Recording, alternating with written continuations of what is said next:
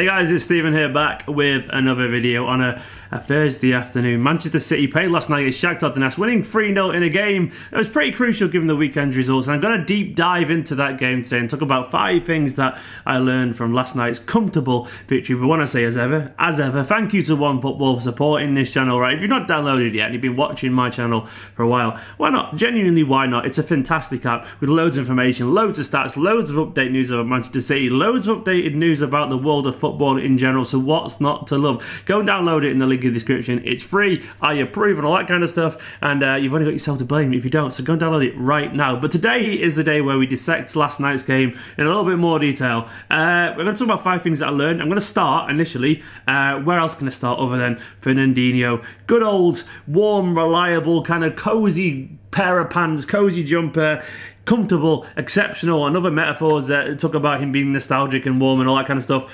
Fernandinho, he's just so reliable, isn't he? He's so reassuring. When Fernandinho's on the pitch, you just feel a great sense of happiness. I was reading a piece today from Sam Lee about Fernandinho's importance and how Guardiola really rates him and all this kind of stuff, and about, more than anything, about how he's very much seen as the actual captain of Manchester City Football Club. David Silva's captain and all that kind of stuff, but apparently it's almost like a token gesture. And in terms of the actual leader in the dressing room these days, obviously sans visit Kompany, it's actually Fernandinho. He's really hugely rated. There's also that clip as well at the start of the season when he was coaching Cancelo about where to be on the pitch.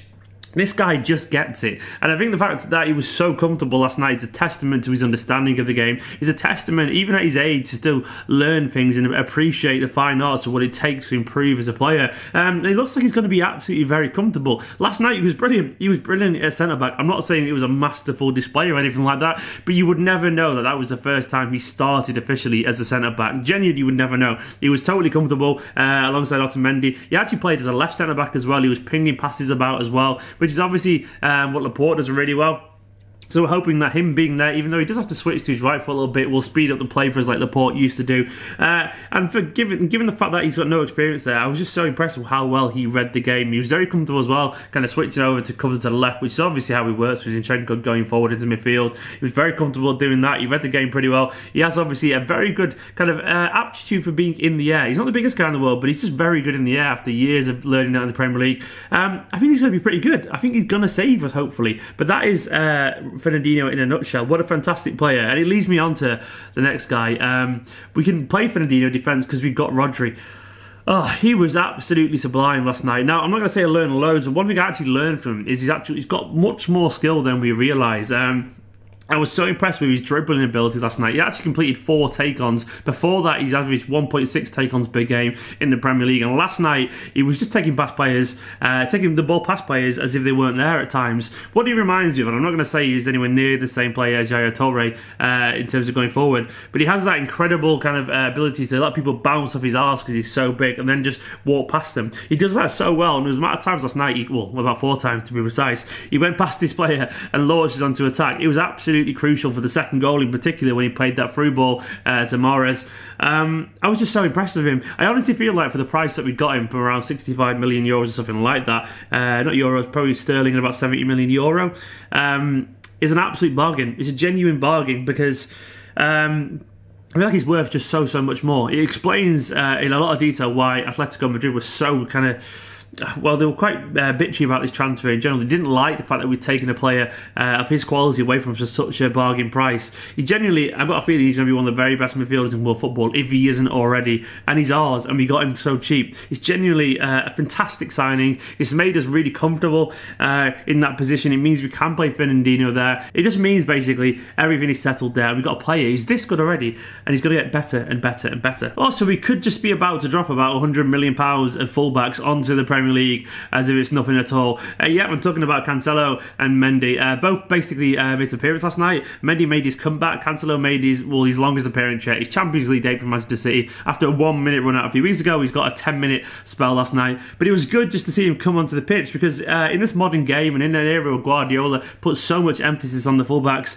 we know how useful they can be to a setup. And given the fact we'd lost players recently, it's nice to see that 2 players can be useful and actually get involved a little bit here. I know obviously Cancelo's been even there. But Mendy coming back would be a bit of a boost to the balance and the shape of the teams. It'd give us more options to play in a very different way, and it'd also provide us with some assists. You know, I'm not going to say he's going to replace kind of Sané's output entirely, because obviously he won't score the goals, but in terms of assists, Mendy definitely could do that if he stays fit. Now I'm touching wood here and all that kind of stuff, but Mendy being back, and the signs are quite promising. Obviously he's been training now for with quite intensity for like over a month now with the first team. If he's back and if he actually stays fit, what he brings to the team is just irreplaceable. I like Zinchenko, he's a good lad, but he doesn't have the equality, in my opinion, to be one of the best left backs in world football, whereas Mendy actually does, and probably is if he's fit. And you know, I don't know where he's gone. I love Evangelista, I think he's a great player, and I feel like his pre-season form has really hampered him here, which is a bit of a shame. But Mendy, if he's back, it's great, because he's a natural fullback. He's big, he's tall, he's strong, and he even looks fast still.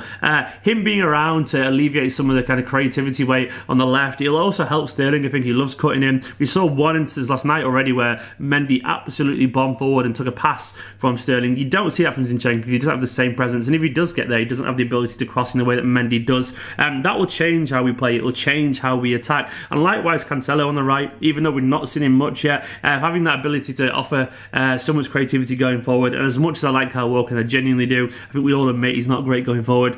Well, having that over there, well, it gives us basically another way to get at teams, to score goals. And I think in general as well, Cancelo and probably Mendy to an extent. Maybe not Mendy, because Zinchenko's pretty good on the ball. Cancelo at least though will improve our ball retention a little bit, because Walker's improved loads on that front, but he's still not, I wouldn't say, as gifted as Cancelo with the ball. So we're about to see a team that could look very different. We could be having a back four of Mendy, Otamendi, Fernandinho and Cancelo at some point in the next couple of weeks, which is a bit weird, wasn't it? You had told me a few months ago that would be our back four. I'd be very confused, but it's quite exciting at the same time. Also, I want to talk about Riyad Mahrez. Guardiola pulled him out for specific praise last night. Let me find what he said. He said last season when he played Mahrez, he played good, but this season he's more regular and his performances have been top. He helps with defending. He's been doing both. The same with Sterling. It's a pleasure to watch. And he's right, you know.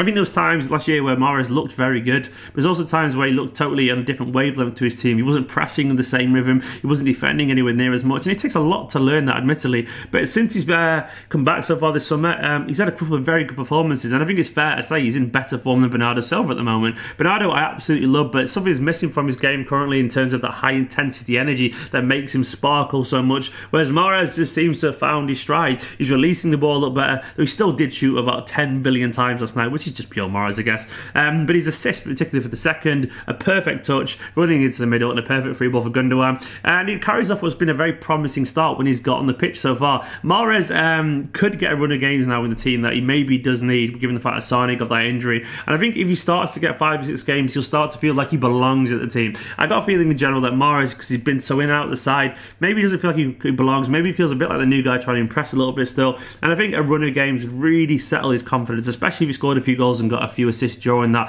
Mahrez being fit and firing would be absolutely huge for this team, because he's such a good player. And finally, I want to talk about the reaction. It was spot on, absolutely spot on. Now, I'm not going to say it was the perfect performance, but I genuinely think it was the perfect response. The perfect response doesn't have to be a perfect performance. It can be just signs that the attitude is there, that the players want to do what the manager says. And I think last night, given the circumstances, it could have been a bit of a mare. Travelling that far to play Shakhtar in the cold, and given how far it's been, and given the results of the weekend, and given the fact that Stones is out, and Laporte's out, and Fernandinho had to play, and all that kind of stuff, it could have been awful. It genuinely could have been one of those kind of slippy, horrible games where you slip up and you make a bit of a mistake and all that kind of stuff. But it didn't happen last night, and that is testament to the players. It's testament to Guardiola and how well he gets them focused. It's testament to the attitude of these players. They get a lot of criticism. I think largely because of the fan base we're used to winning, and when we lose against Norwich or something like that, it comes as such a shock because we're not used to it, that maybe we overact a little bit sometimes and start questioning the integrity of the players, and start questioning how much they want it. I think that's unfair. I think we're entitled to be upset when we lose a game, of course, but I think sometimes games happen, sometimes you lose, and all you want to see is the reactions. That says a lot about the team. And last night they worked so hard, they created loads of chances, maybe a bit off in terms of the finishing, but you couldn't question the desire at all. You couldn't question the movement of the ball. We created loads of chances. We were very good going forward. Defensively, given the circumstances, we were pretty solid as well, and it showed just how serious we take this competition, just how serious we take how seriously the team takes the dedication to the craft in general. I was really happy with it. I'm sure Guardiola was happy with it as well. He was probably being slightly... He's probably exaggerating slightly by saying it was a better performance than last year. I don't think it was. But given the context, it was a great performance. Not a perfect performance, but given the context, absolutely amazing. I'm so happy with last night. I thought it was a really, really needed result to settle those nerves and those jitters. But anyway, guys, that's what I took from it. There's loads more as well in terms of talking points. Zinchenko dropping to midfield was interesting at the end. It could be a good backup there for Rodri, given Fernandinho as a central midfield now. And I've been waiting to see this for a while. Also, I thought Gabriel Jesus was fantastic going forward. And Gundogan, of course, as well, looked really creative. Go watch my match reaction from video last night for more talk about the game if you want to. Make sure to subscribe. Go down on OneFootball, like, comment, and I'll see you tomorrow for a very interesting video. I'm doing a video with Sam Lee from The Athletic tomorrow. Stay tuned.